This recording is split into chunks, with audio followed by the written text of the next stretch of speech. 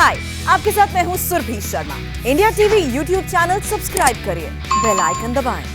देश में अब इस साल कोई चुनाव नहीं होने जा रहा है। अगले इलेक्शन 2022 में होंगे, लेकिन भारत की सियासत में इस वक्त जबरदस्त उलटफेर चल रहा है। नेताओं की भागम भाग शुरू हो गई है। कोई पार्टी तोड़ रहा है, कोई जोड़ रहा है, कहीं पार्टी बिखर रही है, कहीं नई पार्टी बनाने की तैयारी हो रही है। बिहार से उत्तर प्रदेश तक और बंगाल से लेकर तमिलनाडु कर्नाटक तक ये जो बगावत है, इसकी बिग पिक्चर समझते हैं। आप इस रिपोर्ट को देखेंगे तो बहुत सी चौंकाने वाली बातें आपको पता चलेंगी।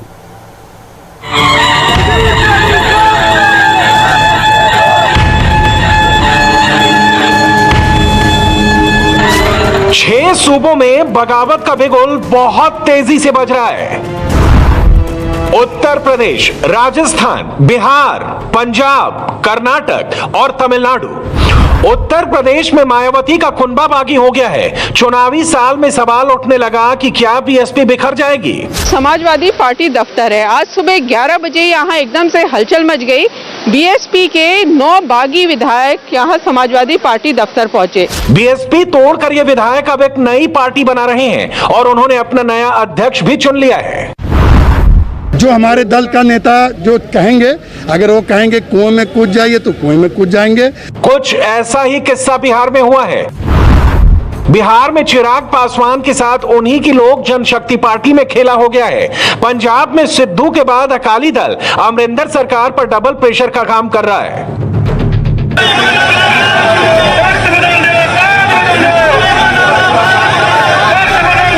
ये मोहाली की तस्वीरें हैं। पंजाब में सीएम अमरिंदर सिंह के घर के बाहर ये घमासान देखिए।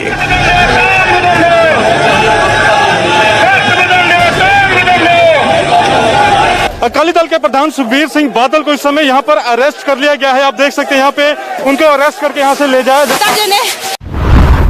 कर्नाटक में बगावत के बीच लिंगायत मठ के प्रमुख ने मुख्यमंत्री येदियुरप्पा का बड़ा समर्थन कर दिया है। वहीं तमिलनाडु में शशिकला की ऑडियो टेप ने एआईएडीएमके की बेचैनी बढ़ा दी है।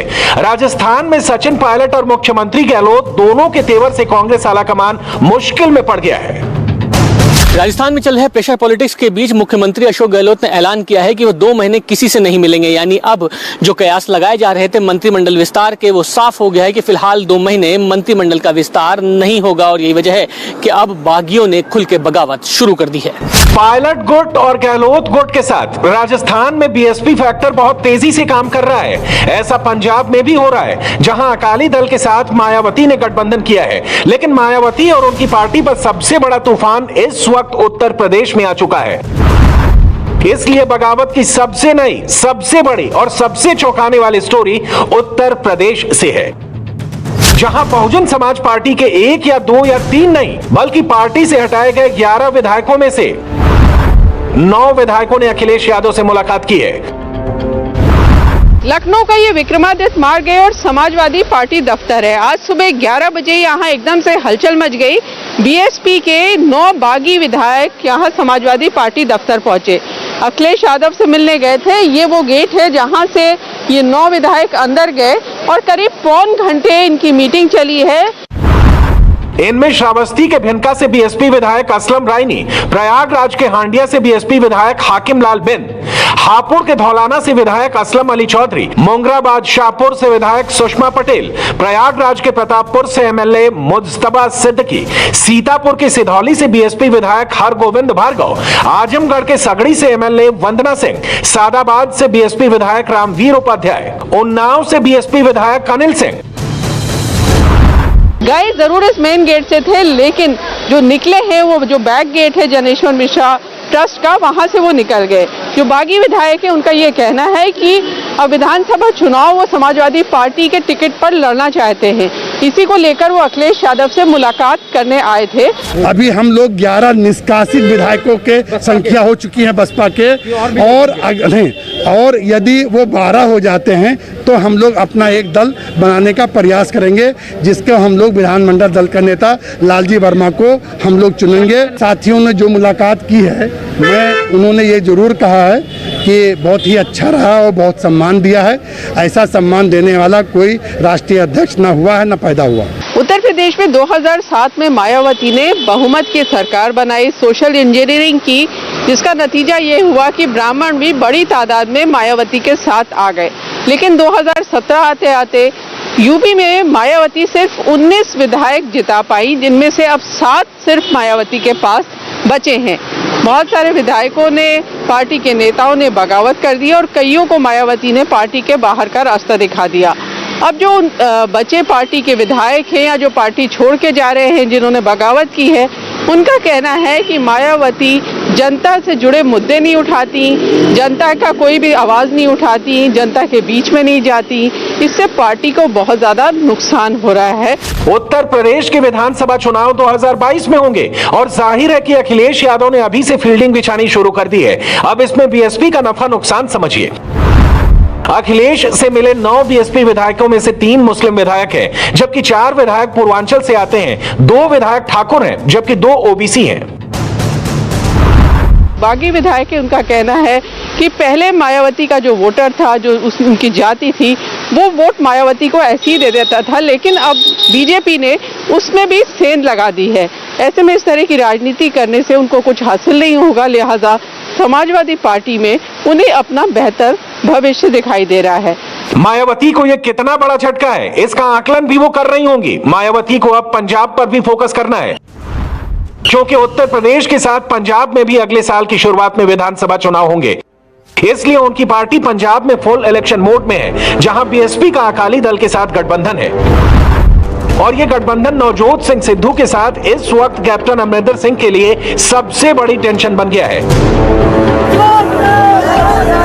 इस प्रेशर को बनाए रखने के लिए अकाली दल के अध्यक्ष सुखबीर सिंह बादल ने सिसवान में मुख्यमंत्री अमरिंदर सिंह के घर के बाहर प्रदर्शन किया।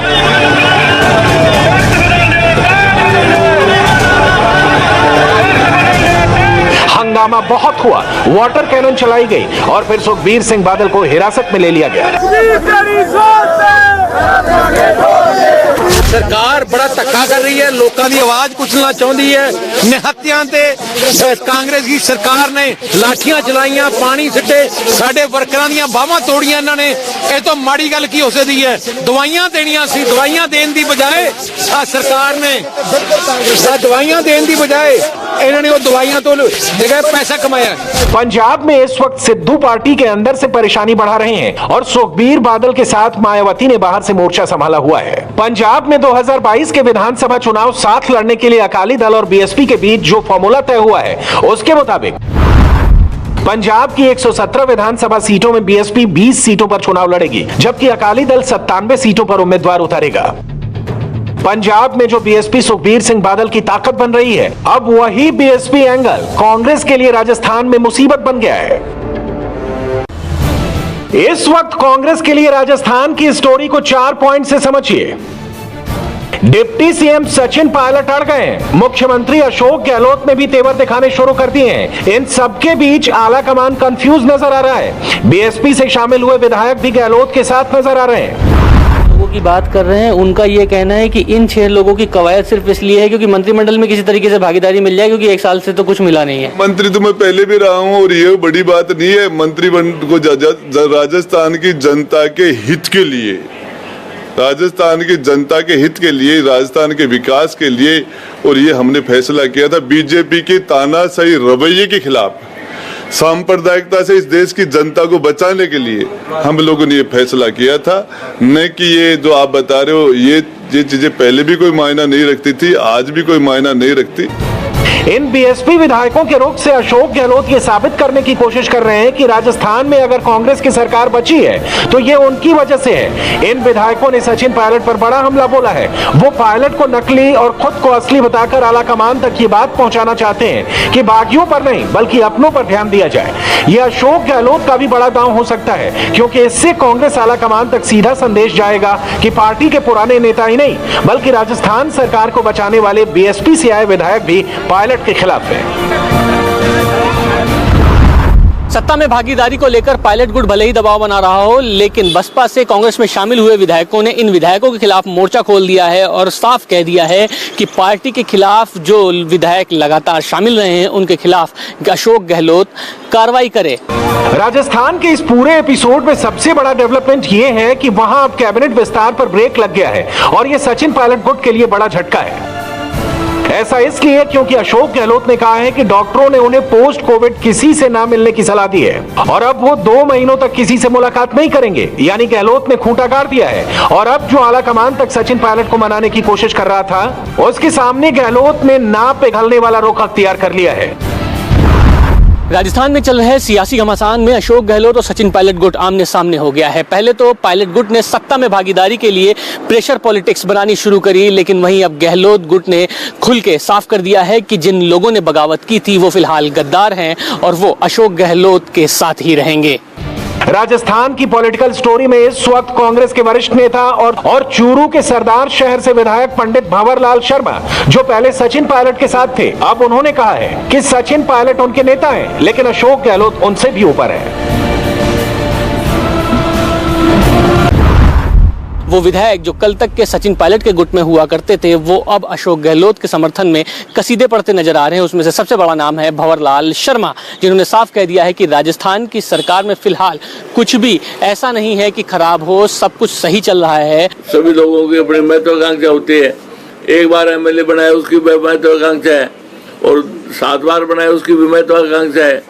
इसलिए महत्वाकांक्षा को मुख्यमंत्री किस प्रकार शांत करेंगे, वो मुख्यमंत्री का काम है। इसका तो मैं सचिन पायलट का तो पहले कह चुका आपको कि कोई बीजेपी में नहीं जा रहे हैं। और राष्ट्रीय स्तर पे क्या हो रहा है, अब तृणमूल से मुकुल राय गए, वापस आ गए, कहते हैं 33 एमएलए वापस आएंगे। आज बिहार में क्या हुआ, चिराग पासवान को अकेला छोड़ दिया। ये राजनीतिक उथल पुथल तो पूरे हिंदुस्तान में चल रही है। वो विधायक जो लगातार पिछले कई सालों से पायलट के खेमे में थे, वो अब अशोक गहलोत के समर्थन में उतर आए हैं। भंवरलाल शर्मा ने साफ कह दिया है कि फिलहाल अशोक गहलोत सरकार में सब कुछ अच्छा है, किसी भी विधायक में कोई गुटबाजी नहीं है, वो अशोक गहलोत के साथ है। और ऐसे कई विधायक भी हैं जो अशोक गहलोत के समर्थन में बैठे हुए हैं। अब राजस्थान से चलते हैं बिहार और दिखाते हैं कि वहां बगावत पर नया खेल क्या हुआ है।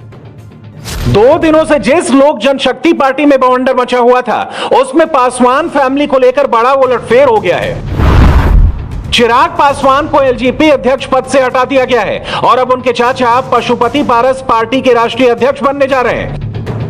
इसे लेकर चिराग पासवान ने ट्विटर पर अपना दुख बयां किया है। उन्होंने चाचा के नाम लिखी एक पुरानी चिट्ठी शेयर की, जिसमें चिराग ने लिखा है कि जब जरूरत थी तब उनके चाचा ने साथ छोड़ दिया। पापा की तरह ही पशुपति पारस को परिवार और पार्टी को एक साथ रखना चाहिए था।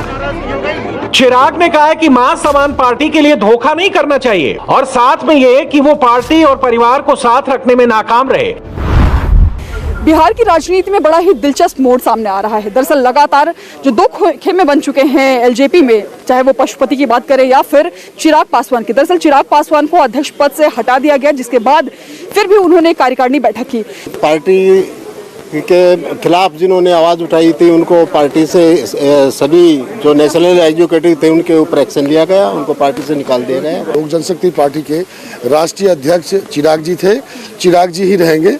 जो लोग ये लोग हैं, ये लोग कठपुतली हैं। अब चिराग पासवान पूरी तरह से आर पार के मोड में नजर आ रहे हैं, क्योंकि कल तक मान मनोबल चला और उसके बाद आज जो पार्टी के कई सदस्य ये कह रहे हैं कि मान मनोबल का जो सीमा थी अब वो खत्म हो चुकी है। अब पानी जो है सिर के ऊपर से जा चुका है। पार्टी दूसरे के हाथों ना लौट जाए, ऐसा खौफ अब बिहार के बाद तमिलनाडु में एआईएडीएमके को डर सता रहा है। एआईएडीएमके के 16 पदाधिकारियों को पार्टी की पूर्व नेता शशिकला से बात करने पर बर्खास्त कर दिया गया है, क्योंकि एक ऑडियो क्लिप सामने आई है जिसमें शशिकला एआईएडीएमके के कुछ नेताओं से बात कर रही हैं और उसमें उन्होंने कहा कि वो पार्टी में दोबारा आएंगी। इस पर पूर्व मुख्यमंत्री ई पलानीस्वामी ने कहा है कि शशिकला अन्ना द्रमुक से बाहर हैं और उनका या उनके रिश्तेदारों की पार्टी में कोई जगह नहीं है। तमिलनाडु के इस खबर के ये मायने हैं कि अब शशिकला एआईएडीएमके में सेंध लगाने की पूरी कोशिश कर रही हैं। हाय, आई एम सुरभि शर्मा। खबरों से अपडेट रहने के लिए India TV YouTube channel subscribe करिए, साथ में बेल आइकन जरूर दबाएं। जुड़े रहें इंडिया टीवी के साथ।